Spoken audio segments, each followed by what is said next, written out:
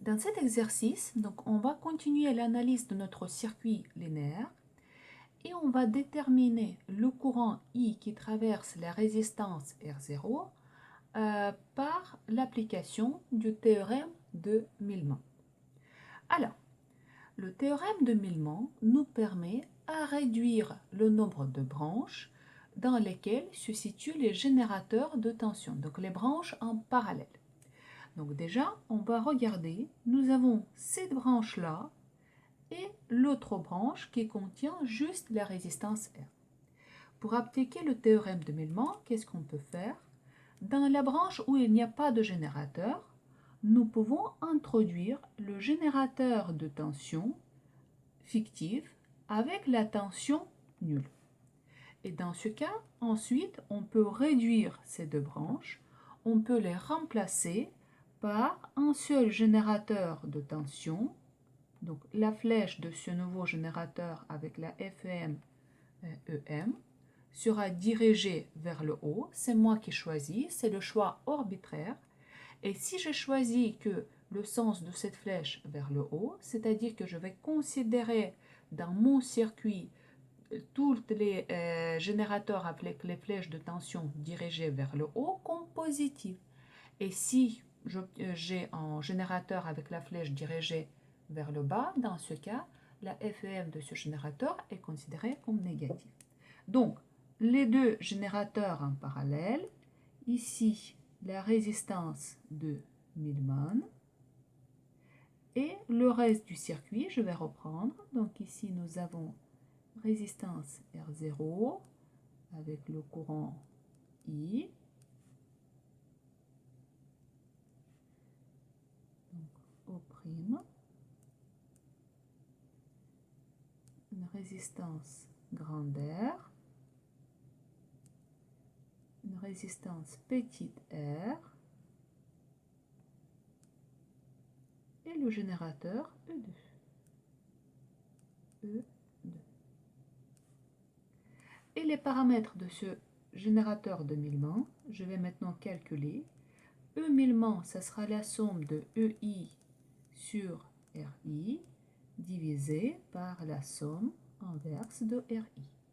Donc, EM, le sens positif vers le haut, E1 vers le haut, c'est-à-dire que E1 sur sa résistance interne petite r, plus deuxième générateur fictif que j'ai introduit, donc E égale à 0, donc ça sera 0 divisé par grand R. Donc je ne vais pas écrire.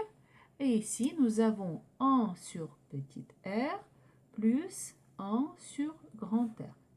Et on obtient, donc ça sera E1 divisé par petite r, grand R plus petite r, multiplié par petite r, grand R. Donc R et R se simplifient et il me reste donc E1 R divisé par R plus grand R. Donc le générateur, le paramètre FEM de générateur de Millman, j'ai trouvé. Maintenant, je vais trouver la résistance de Millman.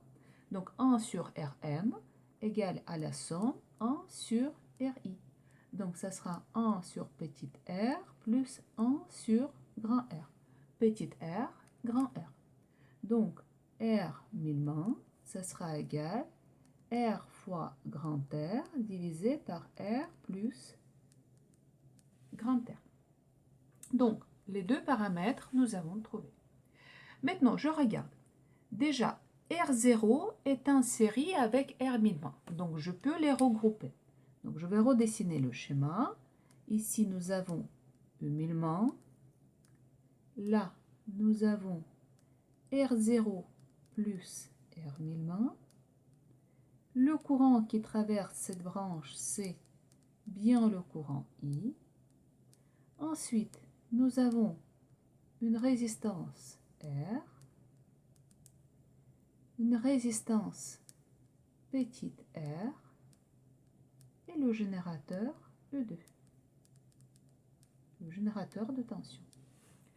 Maintenant, avec ces deux branches, les deux branches qui sont en parallèle, je vais également appliquer le théorème de Millman.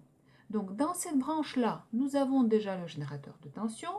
Et dans cette branche-là, je vais introduire le générateur de tension fictif avec certains E' égal à 0. Et je vais réduire ces deux mailles en une seule, ces deux branches en une seule branche qui contient le générateur, deuxième générateur de milement. Donc, ça sera E milement R0 plus Rm.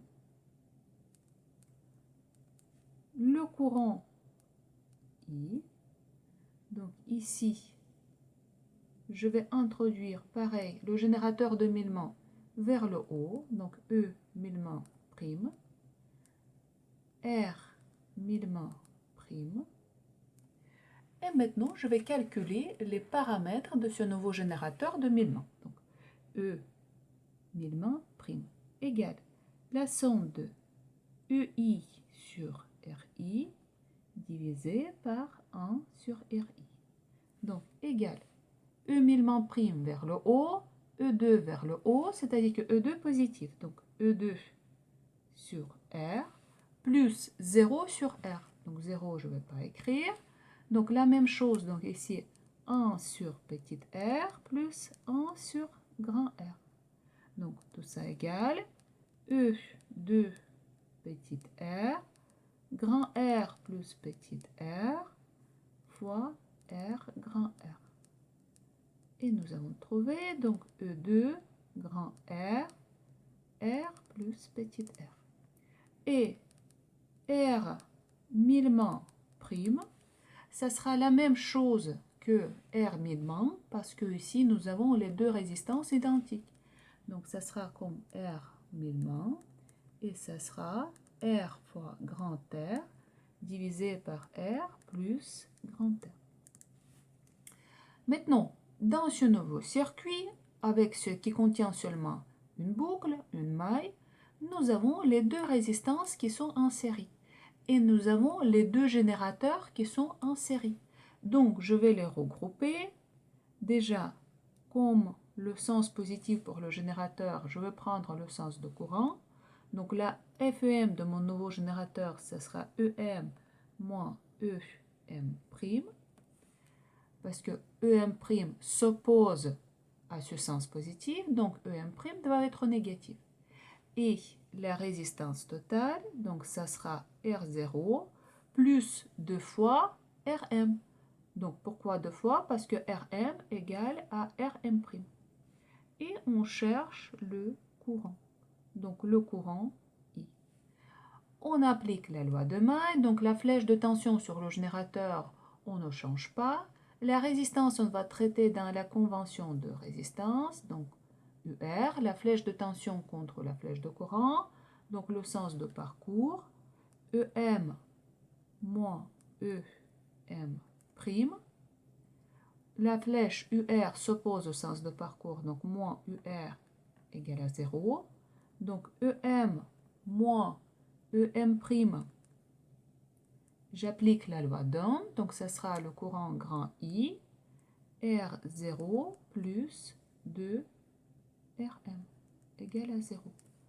Et le courant I, ça sera EM moins EM' divisé par R0 plus 2 Rm.